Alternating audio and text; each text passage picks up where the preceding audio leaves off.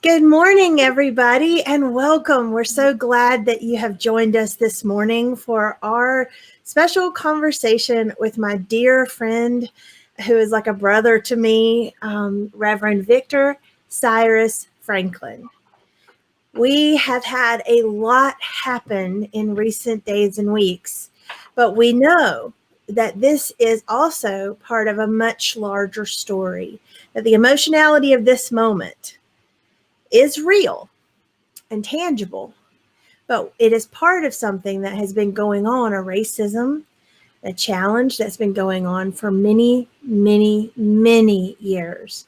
400 years ago, plus a little bit, in 1619, the first slave ship came to American shores, and ever since, we have had a struggle between white folk and black folk of how do we stop treating persons of color, particularly black persons, as somehow less than.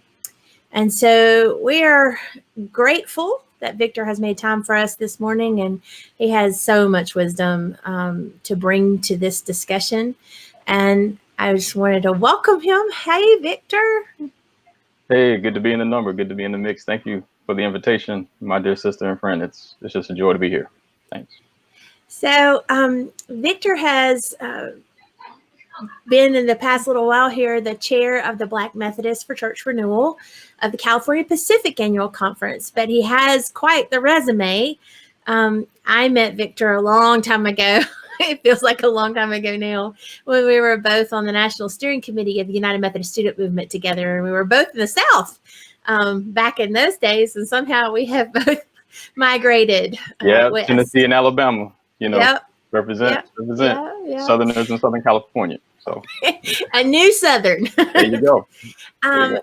And so, but over the years, he has done quite a lot of things, from seminary years at ITC in Atlanta to work with the General Commission on Religion and Race, to being on staff at Holman United Methodist Church, which is a very well-known African American Methodist congregation, really not just in our conference, but throughout the country. And then additionally, he is not just BMCR, but he is the pastor of Inglewood First United Methodist Church. So he brings all of that richness to this discussion. But he was saying some things when we were having a conversation about all these things a few days ago that I really wanted to revisit. And he was talking about John 1 and Nazareth, and how that interacts with this moment, and how we can think about some of those things. So I want to start with that. And I wondered whether or not you would talk about your passion about John chapter 1 and do a little scripture teaching for us this morning. Sure. We're just diving into the deep end is what we're doing. So Sure. strap in, people. Here we go. Yeah, I mean, it's interesting. I mean, people wonder, there's always questions about how do we teach this? How do we preach this? And how do we approach the Bible? And there are passages of scripture that are run-tos, right? Everyone, speaks about the importance of Pentecost and the diversity of the room, and everyone understanding one another in their own language, even though we're speaking different languages. And we run to let justice roll down like waters and righteousness like an ever-flowing stream. But there are other scriptures that if we read it differently through a different lens, they may bring life into how we engage this moment and every moment. And so the scripture I have much passion around is John 1:43 through 46. It's a very familiar passage for many of us who grew up in the church. Nathaniel and Philip are having a conversation. We found the Messiah, Jesus, son of Joseph from Nazareth. Can anything good come from Nazareth? What good can come from Nazareth? Some translations translate the text in that way. And the response is, come and see, or see for yourself. And so for me, it's a vitally important passage for this moment, because it speaks to how, when dealing with issues of diversity, or racial ethnic diversity, in this case, race and racism, it's not for me just about how white folks treat black folks, how black folks treat white folks, how Asian folks treat Latinx folks, how Koreans treat Japanese, how black immigrants treat black Americans. It's not just how do we treat one another. The no Toni Morrison, puts it this way. She talks about how if you can only feel tall because someone else is on their knees, then you have a serious problem. and so she goes on to say, so in that sense, in this country, white folks have a serious problem if you can only feel tall if someone else is on their knees. And so that's not something that I can help you with. That's something that you need to work with in your own soul and in your own place, instead of figuring out how to relate to me. And so so this scripture speaks to that for me, because it's an invitation to reflection on how Nazareth is not just a geographic space. Nazareth, a relatively insignificant village we don't know much about until Jesus enters the scene in this passage. The disciples there, Nathaniel and Philip, are from Bethsaida, which is a port city there, in Galilee. And so that's the center of commerce. And it has a good reputation because this is where the money is. Nazareth is not where the money is, not where the money flows, it's not where the economy is stimulated, and it obviously has a bad reputation. So what good can come from that place? What good can come from the people who grew up in that place? So it has a bad reputation. So if we're in Southern California, you say Crenshaw Boulevard, a lot of us will associate Crenshaw Boulevard with Nazareth, right? Go to Southern California, when you say Compton, straight out of Compton, it has that reputation for a lot of us here, right? But then you go to some other places, you go Beverly Hills, Bel Air, those would be the Bethsaidas, if you come to the Los Angeles area. So there are places that have good reputations and there are places that don't. And expectations are placed on people to come out of those spaces. But Nazareth is not just a physical or geographical space, but it's a spiritual space. It's a place where we all have in our lives where we were the ones who were pushed aside, marginalized, not accepted. We didn't belong. We had to do whatever we had to do to fit in so that we could be accepted because we knew we didn't belong. And my sense is that's not an experience that's unique to any one group of people. That's a part of all of our human experience.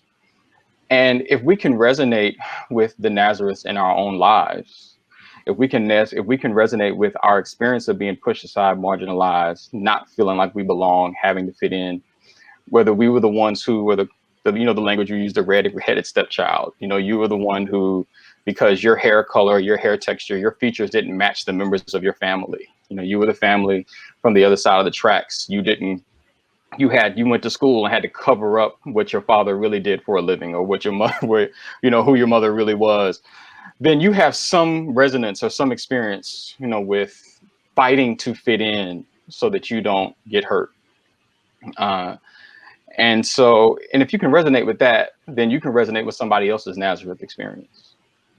My contention is we have a lot of people who refuse to hear the Nazareth experience of the pain of white supremacy and racism because they don't allow themselves to get in touch with the Nazareth that they've had in their own lives. If you can receive that Nazareth and see how Jesus just stop right there. Yeah. Just stop right there. Say that last part again. That was a very powerful sentence. Yeah. Well, maybe saying it another way. You can't get in touch with your own Nazareth. Therefore, you can't hear other people. You can't empathize with someone else's. You just can't. You just can't. So the issue is not how do you relate to me, but the issue is what's going on in your life, in your soul, in your spirit, such that you can't connect to your own and therefore empathize and connect with someone else's. I had a conversation with a friend who said, well, it's important for white folks to be in more conversation, more relationships with Black people, right? If you have more relationships, you get to know them, then you understand that they're people too. And that places a tremendous burden on Black folks because there are only so many of us to go around, right? So that means we have to be, in order for that to work, we have to befriend every single white person we encounter with in order for the white people to stop being racist. And so my response to them was, well, in the Vietnam War, when Muhammad Ali they tried to draft him to fight in the war and he refused, to fight in the Vietnam War. His response was, I ain't got no quarrel with them Viet Cong, meaning I don't have to know someone who's Vietnamese to know I don't want to participate in oppressing them. because I can identify with my experience of being marginalized, myself and my community, my family. I don't want to participate in treating anyone else that way. And so as a result, I don't have to know you to decide not to participate in hurting, harming, or oppressing you. So that's not the condition for it. And so what happens in the scripture is you have these two disciples who are not from Nazareth, who are following someone from Nazareth, because Jesus is helping them to get in touch with the ways that they had to fight to fit in the places that they were from, and said, you know what, we can create a new heaven and a new earth. We can live into a beloved community that's outside of those bounds. Walk with me, Jesus says, follow me, and we can walk into a new world, and create that world. So it's not without resistance. It's not, it's not without a struggle, but we don't have to settle for the world as it is. And so for me, that Nazareth experience is key. Also, another way to put it is the way, because we're not talking about just dealing with racism, especially in this moment with Black Lives Matter. We're talking about white supremacy as a demonic force, and we're talking about anti-Blackness as a demonic force. Those work together. They're not the same thing. They work together. And so, in a sense, there's kind of a bargain and an exchange that's presented before all of us, regardless of our racial, ethnic contexts and community and identities, where by virtue of where all of us are presented in an exchange, where if there's we feel a sense of privilege, protection, and a sense of power by virtue of our proximity to whiteness. So a little bit of privilege, feel protected, a little bit of power by virtue of our proximity to whiteness. And that doesn't mean white people. We're talking about an idea, and we cast that in theological terms. We're talking about a spirit, right? And a demonic force. And so I say, even speaking to my own story, again, I grew up in Nashville, Tennessee, African-American family, descendant of enslaved folks, there in Old Hickory, Tennessee. President Andrew Jackson, my people were enslaved on his plantation. Old Hickory Boulevard is the name of the street where many of my families live off of, but it's the same path as the Trail of Tears of indigenous folks, who were forcefully displaced from their homes and land, but it's named for the nickname for a former president of this country. And so, but growing up where I grew up, the reality is, in my family, colorism is real. So in my community, I'm a light-skinned Black man, right? So because I'm light-skinned and because of the way colorism works, there are certain privileges I'm offered by virtue of how light I am. I was a light-skinned Black man who, because of white supremacy, folks in my community said had good hair because I had curly hair, not nappy hair. And because I went to academic magnet schools, which are the schools for all the smart kids, I was the one that the white folks said was smart. So I had an opportunity to go in places and spaces that everyone else in my neighborhood couldn't go. I was the only kid from my community who went to the schools that I went to, And I remember I had a conversation with a friend of mine last Wednesday night. We went to the same schools together from 5th grade all the way through undergrad. So from 5th grade, we went to academic magnet schools, middle school, 9th grade, academic magnet schools. We went to Tennessee State University together for undergrad, a historically Black college. One of the reasons we chose to go to Tennessee State and not the other schools we could have gone to, because again, we went to an academic magnet school. In this folk of color, we could have gone to a lot of spaces, right? We said we have to go to a Black school because we remember this. The first day of school in high school, we sat in our auditorium and they told us, look to your left and look to your right. One of them won't be here by the time you graduate.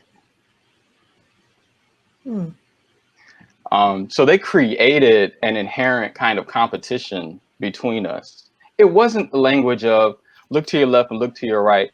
In order to graduate from this hard curriculum, y'all gonna have to work together. Support one another, pull to one another together, do the study groups, get the resources, do what you can. It was look to your left, look to your right. That's your competition. Which one of you is gonna make it out on top? And which contrasted the values that we were getting at home. So there was a dissonance for us. Talk about that. The difference between I would say, a white cultural value of competition. Yeah. And what I would say, and this is generalizations, I know the generalizations are dangerous, and the Black cultural value of community and family as value. Yeah. Well, I want to say, I mean, it's interesting because I don't want to fall into a trap of saying Right. there are these sharp distinctions between peoples, because I think it kind of polices boundaries and doesn't allow. It's almost as if it's deterministic. Right. This is the way white folks are. This is the way they're always going to be. So that's it. This is the way Black folks are. This is the way they're always going to be. Um, but I will say though, but that's what we were learning in school. And by the time I finished high school, I hated school. Yeah. I hated school, and I didn't have language to express it or understand it. But that was my experience, and so part of what I was saying all that is to say, I was presenting a bargain.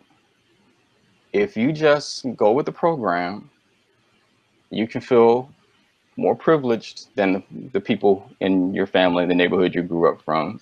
If you go with the program, you can be protected from some of the hell that they're going to catch if you just come over here.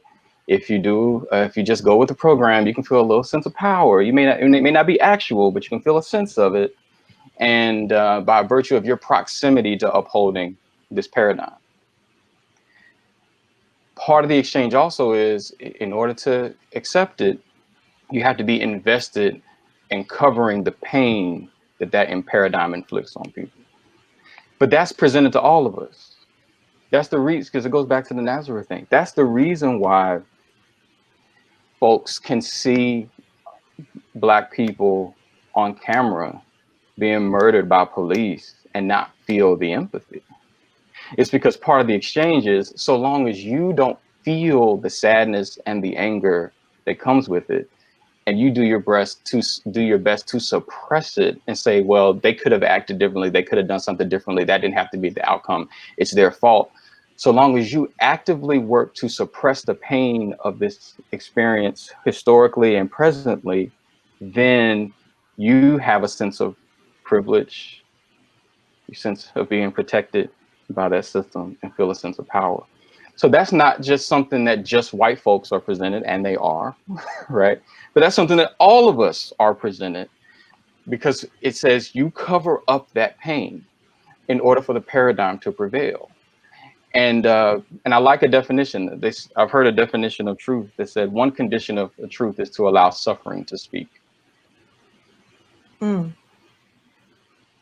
And but if we are so Wow. radically invested in not allowing that suffering to speak, I have to wonder how much we're following Jesus, because that's the center of the story of Jesus. The cross is about allowing suffering to speak, Mm-hmm. such that it could be the systems that create that suffering can be exposed and transformed to create a new world and a new human family, But we can't create that world if we're invested in suppression. Yeah. Mm. We can do that if we're invested in allowing that suffering to speak. But it's not just, again, I'm rambling a bit, but it's not just the suffering of a people. Mm-hmm.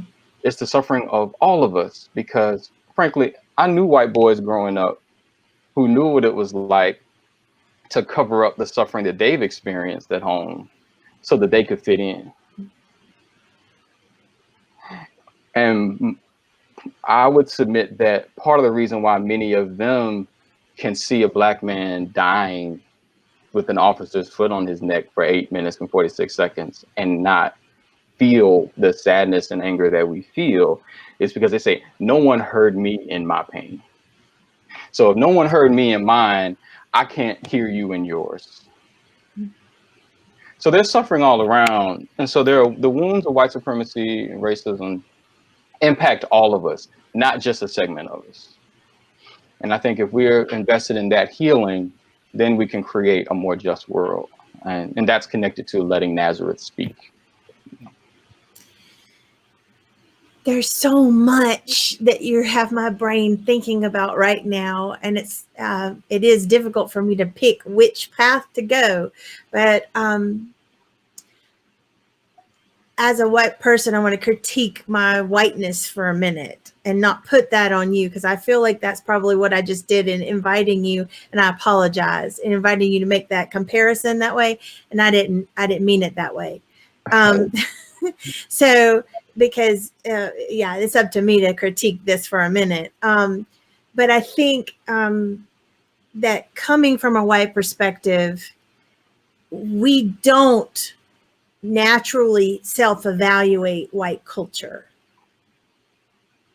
We don't think of it as white culture, and we think of it as the culture, as the way it is.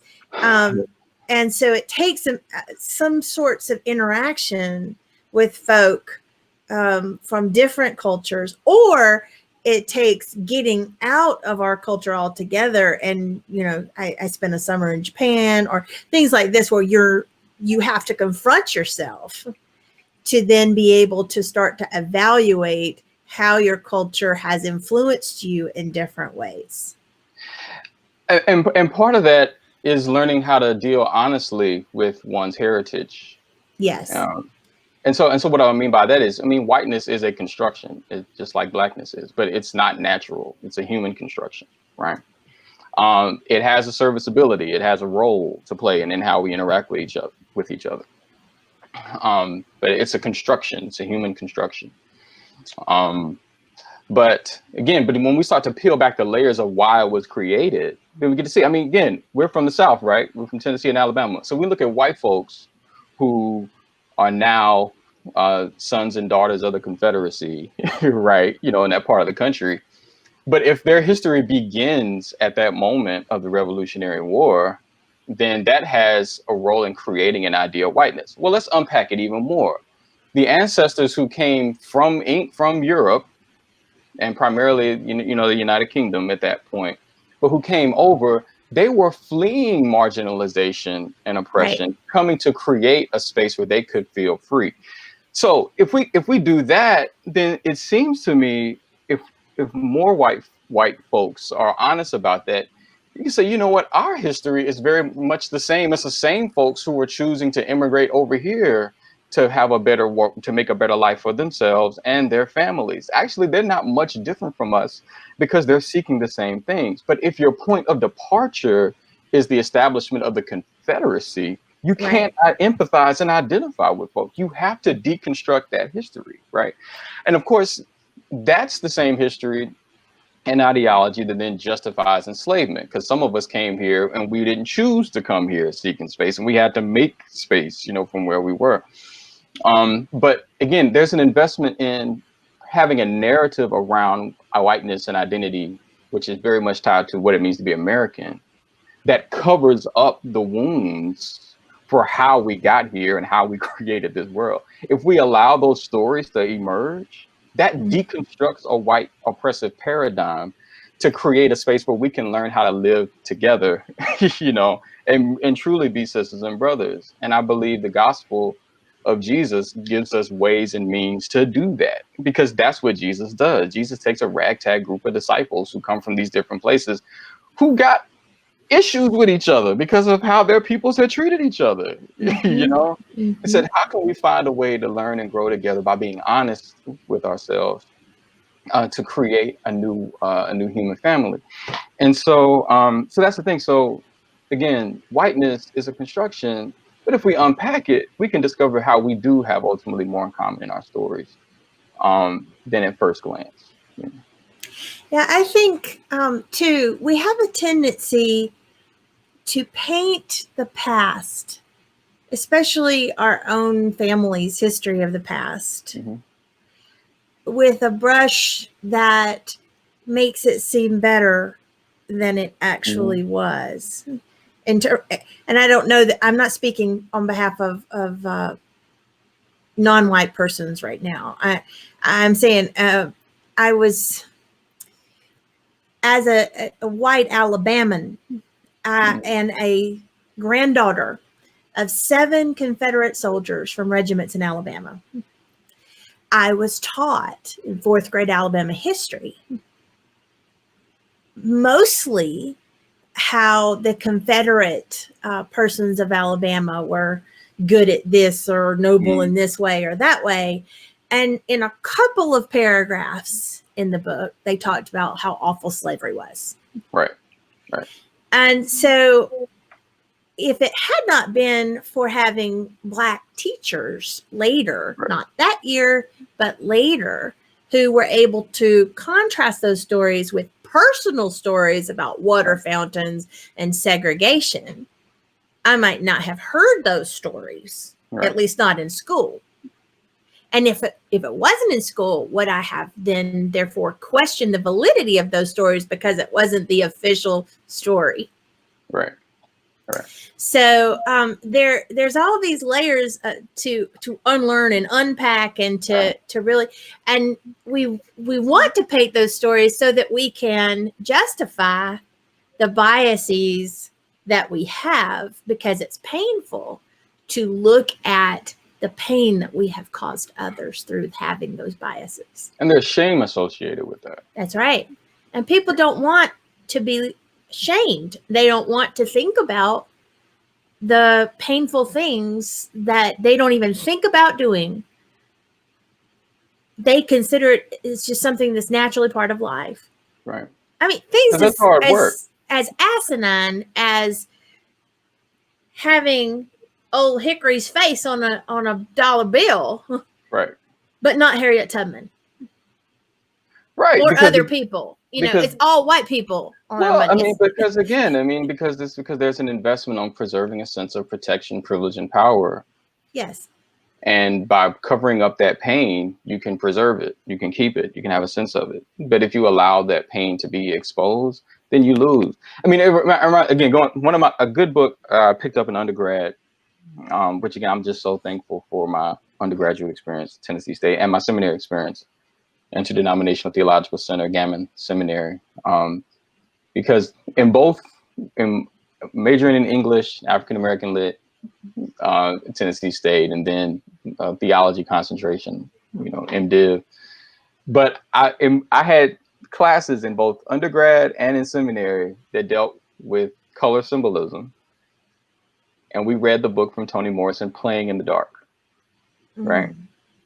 And it's a very short book. It's a very small book. I might have it around here somewhere because we've been pulling it out. But the title of the book is Playing in the Dark, and the subtitle is Whiteness and Literary Imagination. Right. So part of what Toni Morrison does, rest in peace, part of what she does is she interprets the canon of white writers and in American writers. And so these are short stories, novels that are not supposed to deal with race. They're just stories. She says, well, ultimately, they're really about race. They just didn't tell you they were about race. And I'm going to show you how. And so she has a very beautiful passage in there which offers the simplest terms of explaining how race is a fundamental part of the American narrative. Race, racism, white supremacy is a fundamental part of the American narrative, even though we don't see it. And it's connected to the story of the Lone Ranger, right? So we know the Lone Ranger. Some of us grew up, cowboy hat, the mask on, serving out justice. And so he says, how do you have a Lone Ranger, but Tonto is always by his side? He is never alone. The Lone Ranger is never alone. So this idea of frontier freedom is tied to always having a shadow of darkness that says what it means to be unfree. So you can't have an idea of freedom unless right by that side is a contrast of someone who is not free, or a people who are not free. Wow. So it's so wrapped up in the story that we're taught to not even see it, and we don't see the inconsistency, the dissonance of calling him a Lone Ranger when he's never alone. Yeah. So that's a window into the wider story. And so once that's exposed, it's not only unsettling, but it can be frightening to know that everything that you built your identity on is built on a fallacy, on a lie, let alone built on oppression of whole groups of peoples just for being who they are. I mean, that can be frightening, but it also can be, but I'm telling you, but it's not just frightening for white folks. I think it's frightening for everybody. Because again, as a Black person, I mean, when we start to unpack our history and our hair, and I learned this from hanging out with folks like Motue Yamada, when we were in the student movement I days, and love her. you know, uh, and we're sharing stories about her experience as a Japanese, immigrant, in this country, who's now a pastor now in Sacramento, and I'm learning. I didn't know about Japanese and Japanese American relations and some of the tensions and the conflicts that are there, coming out of their history in this country and in the world. And so I go, wow, that's really helpful, because there's tension between us as African Americans and people who are African immigrants and people who live in Africa. We don't get along well all the time. And part of that is connected to our history of white supremacy and enslavement. But even when we discover that there were some Africans who sold us into slavery to be in the United States, how do we reconcile with that? Yeah. It's not just that all of us were taken, some of us were sold. That's right. By our own folks. How do we heal from that? Which is connected to capitalism and using the whole nine. And so it's like, so once we unpack these uncomfortable aspects of our history, and our identities, then the question is, what do we do? What do we do with that? What do I do now? How do I live? And so that's why I think, as people of faith, and in this case, as followers of Jesus, there's an invitation to take that journey, so that we don't, as Maya Angelou would say, she talks about anger and how anger can be good, because once you discover the injustice and how you're treated and how your people are treated, she says you need to be angry, and you write it, you march it, you dance it, you protest it, against it. She said you need it, but she says, don't, let that anger turn into bitterness. Because when it turns into bitterness, you begin to replicate the evil that was imposed upon you. And so I think that's what Jesus does, really. I think that's what Jesus means when Jesus says, love your neighbors as you love yourself, but also love your enemies. I think that's what Jesus means. I had a conversation again with someone the other night who was reading Romans 13. They said, well, in our Bible study tonight, we're reading Romans 13 about how we're supposed to obey the authorities because they were instituted by God. And so we have a responsibility to obey the authorities. And I said, you can find out, you can get pretty much anything you want to justify what you want to do in the Bible somewhere. I mean, you could do that. But with Jesus, I said, just show me an example of Jesus submitting to the authorities. Show me an example of Jesus acquiescing and saying, okay, we'll just do whatever you say, do, and I'll follow you on that. I said, what we see consistently in the Gospels is Jesus bringing attention to the injustice of the authorities, how the authorities are hurting people, whether it was children, whether it was folks who were poor or low income, whether it was women who were being discriminated against, frankly, even whether it was queer folks, in the text or whatever. Jesus is consistently saying, resisting the desires of the authorities for him to stop healing people, for him to stop marching with people, for him to stop building power with people. Jesus consistently, all the way to the cross. And beyond, because after the cross, some of that was in the lectionary this past week, Sunday, where he's meeting with the disciples who are living in fear, because what does it mean now that there's a resurrected Jesus who conquered the grave, and we are the ones who are identified as his followers? They know they're going to catch hell, because they were followers and disciples of this guy. And so Jesus consistently was pushing back against and resisting, but he didn't resist with bitterness. He didn't recycling the violence that was imposed upon him and upon his people. Jesus says, the least of these who are my sisters and my brothers and my siblings, they've done it unto me. Consistently resists it, but does so with the power of God's love and the creativity and the imagination of creating a world with his teachings about love. And so that's the thing for me is, yeah, we're angry and we should be, but we fight with love. and love transforms us to become something new,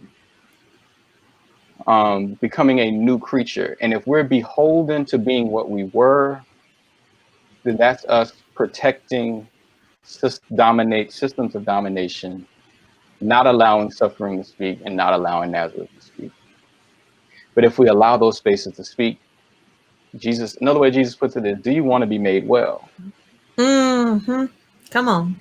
There you go. You know? And so, We could go down a whole nother hour on do Jesus people want to be made well? do you want to be made? So the question is not for white folks, how do you deal better with black people? How do you deal better with immigrant folk? How do you deal better, with folk of color and, across the board? How do you do? It's not like, how do you do? It's like, how do you dealing with yourself? Do you want to be made well?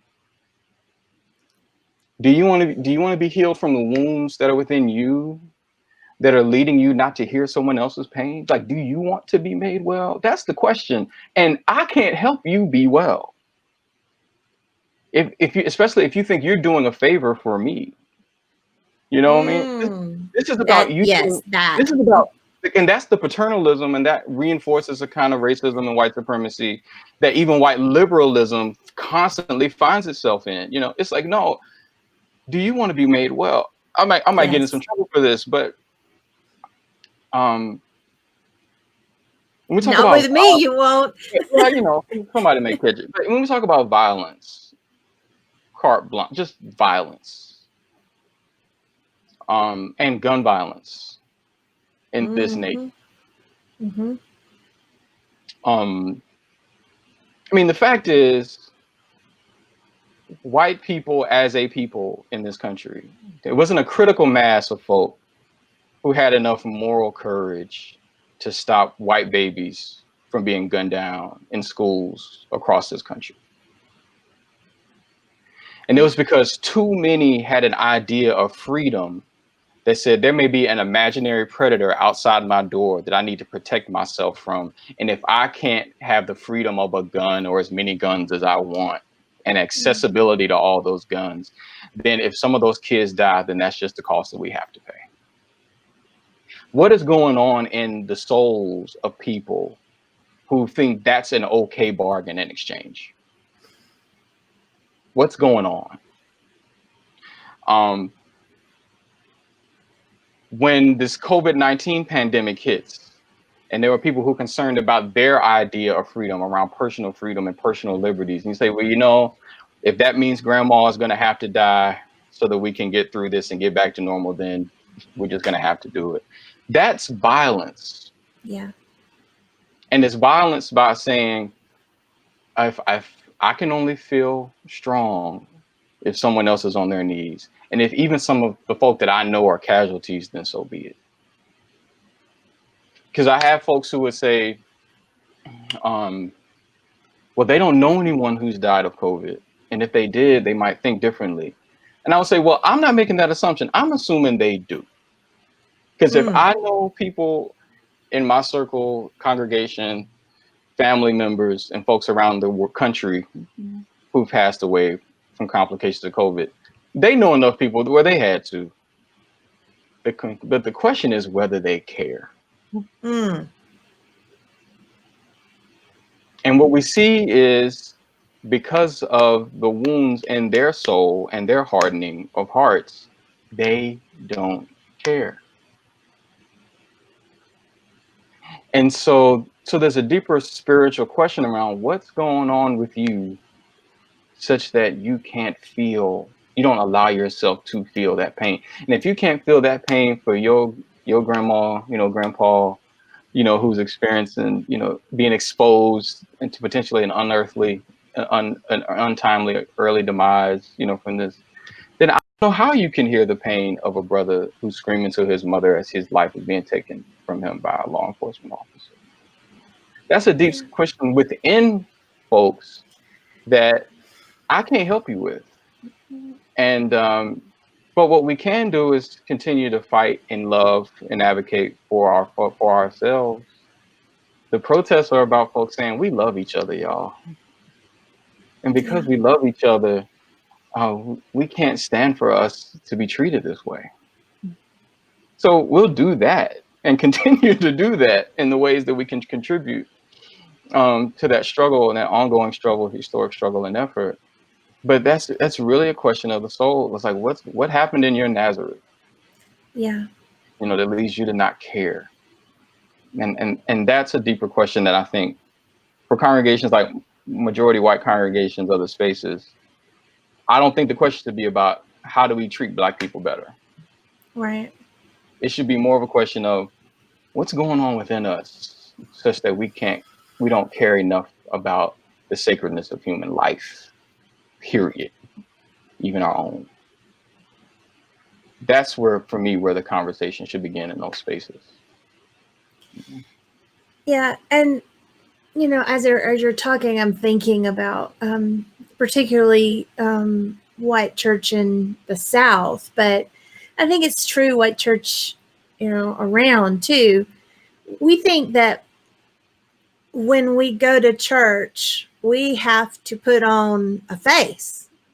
Yeah.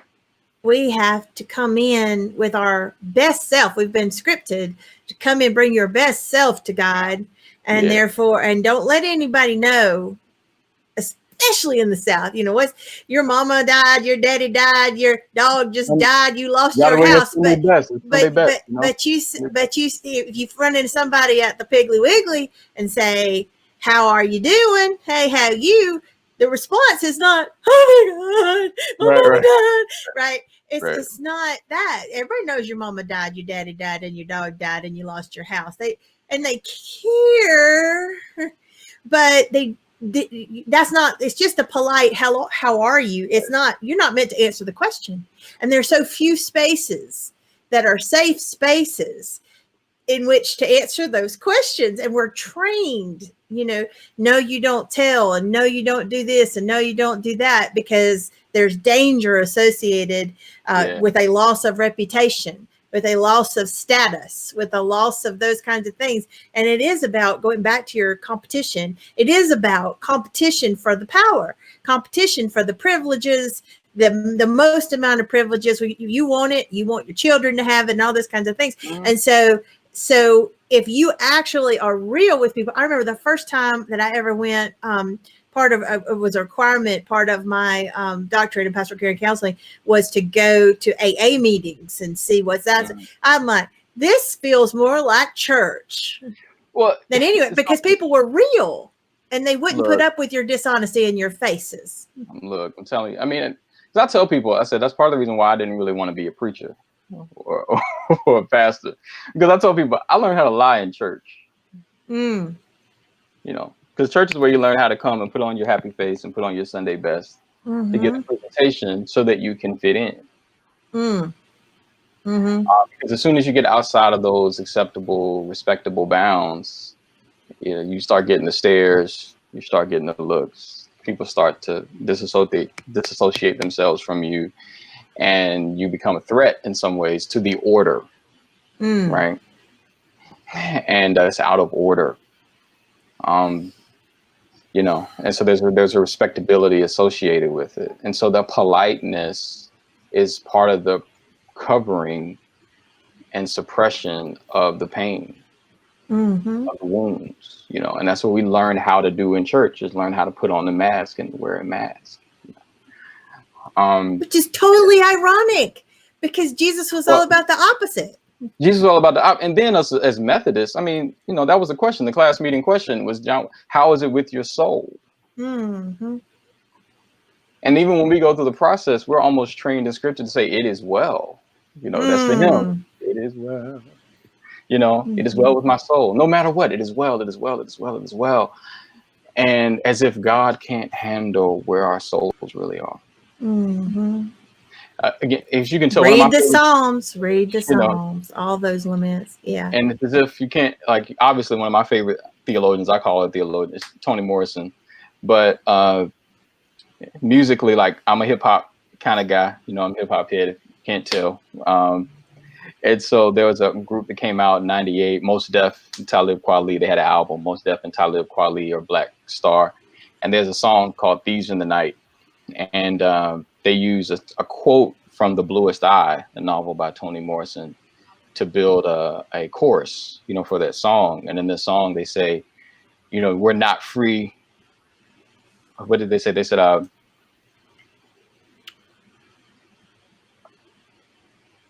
we're not free, we're only licensed. Not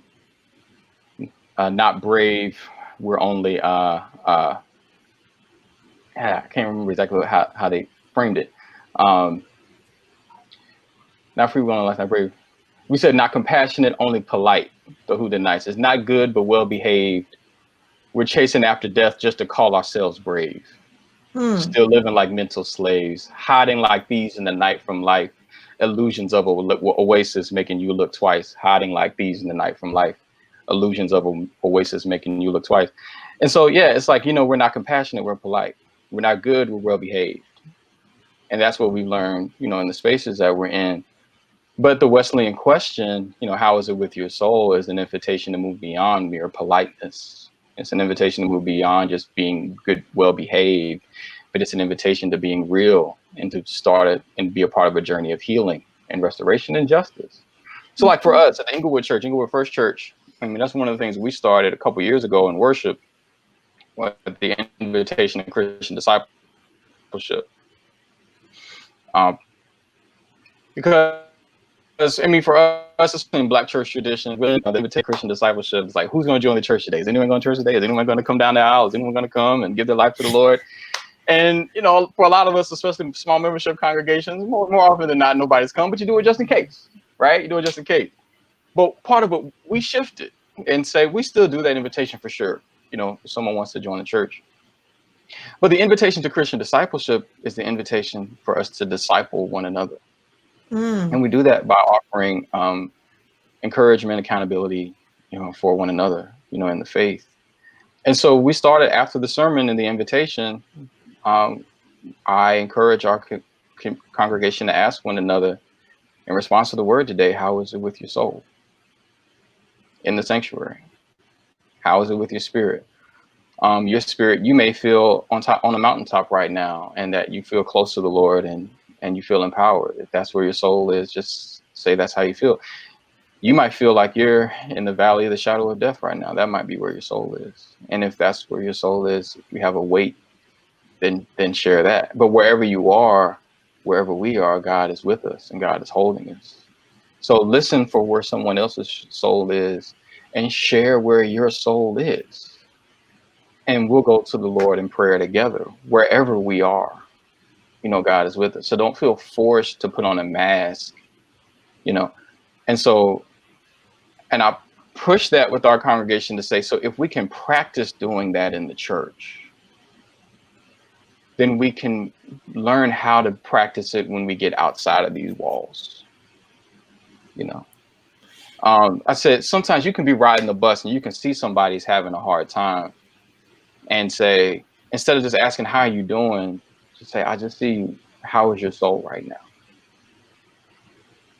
Because we don't ask each other that. And to your point, when we ask, well, what's going on? How you doing? Fine. And then we move on to whatever question we're trying to ask them. We move on to, we don't really genuinely want to know, how a person's doing.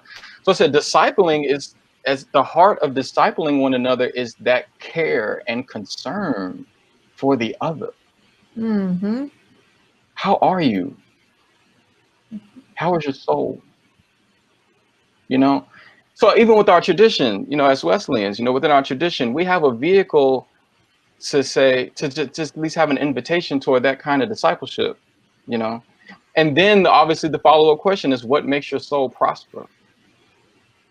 What makes you strong? What makes you, how do you, and out of that, we can learn from each other what we need so that we can have life and have it more abundantly.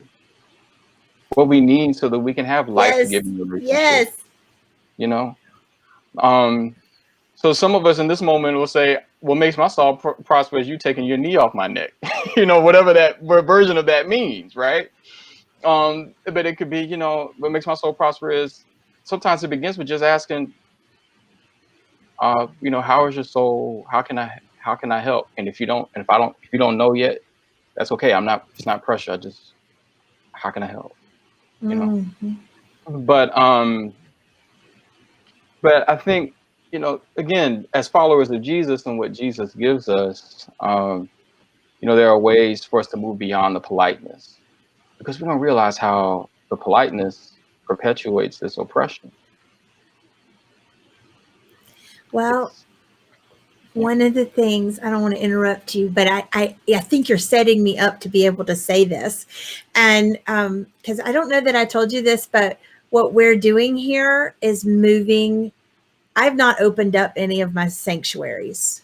Oh, yeah. Yeah. And I'm not going to open them up for quite some time, because we're moving everybody to a house church model Good. and taking the online service and putting it together with a Wesleyan class meeting model. Yeah. And asking people to sit in their backyards and have church together in a way that we are unable to do in the sanctuary right now because of all the COVID precautions. Yeah. Yeah. So having small groups in the backyard where people can actually worship together and be an authentic relationship together and ask how it is with one another's souls, what makes their soul prosper, checking in every single week is about the most Methodist thing that I think I've ever done. But at the same time, those kinds of conversations enable the church to be the church, a place where discipleship really begins to flourish, and we can have substantive conversation on how people are really doing and build those relationships, not just with one another, but also with God and God through the circle of friends that they have in these Wesleyan church groups.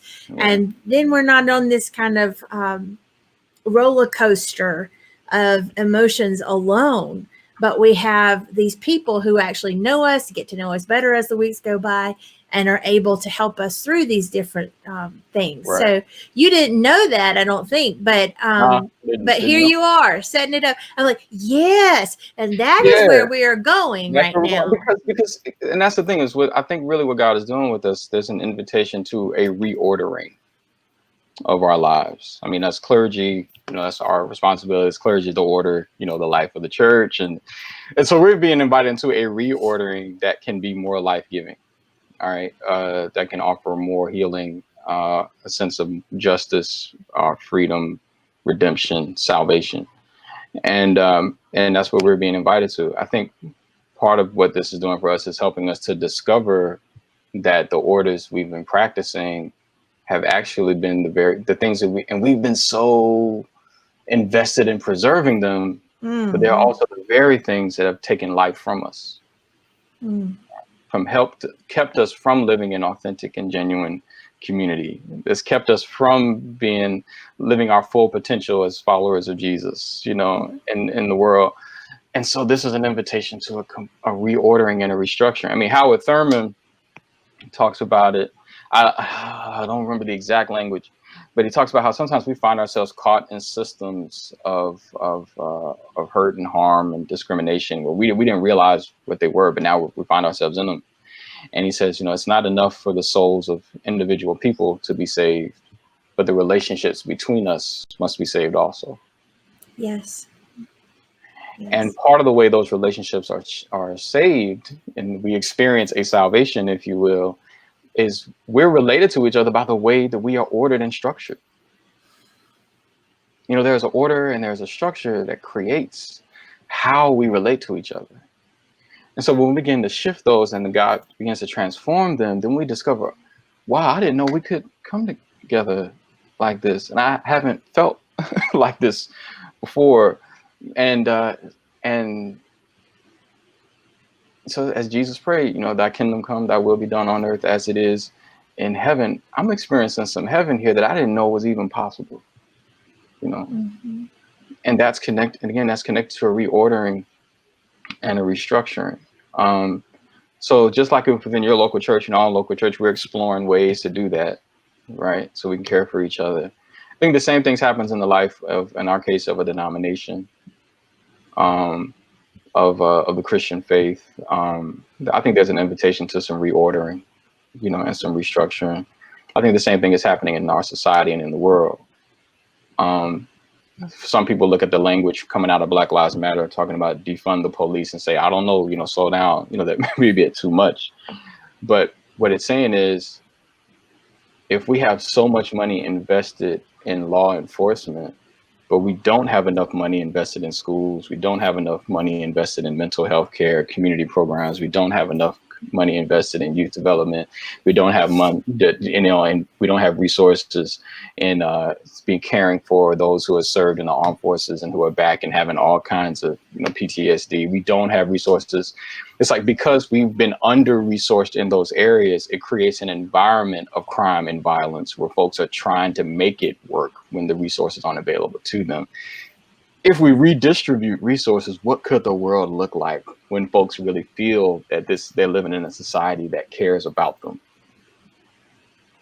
And then maybe we may not need as much armed military style, no law enforcement around in order to live into that world, So that's what it's about. It's about imagining a restructuring such that we don't feel that we're trapped in a society, in a world, or for that matter, a church, where we're put at odds against each other.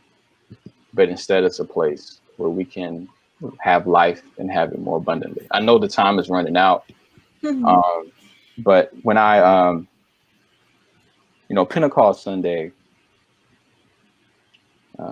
referred to the Acts passage refers to the Hebrew Bible passage about my sons and daughters shall prophesy.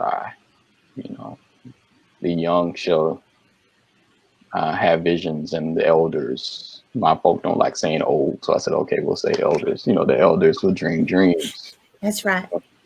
The experienced ones. Right. The experienced one.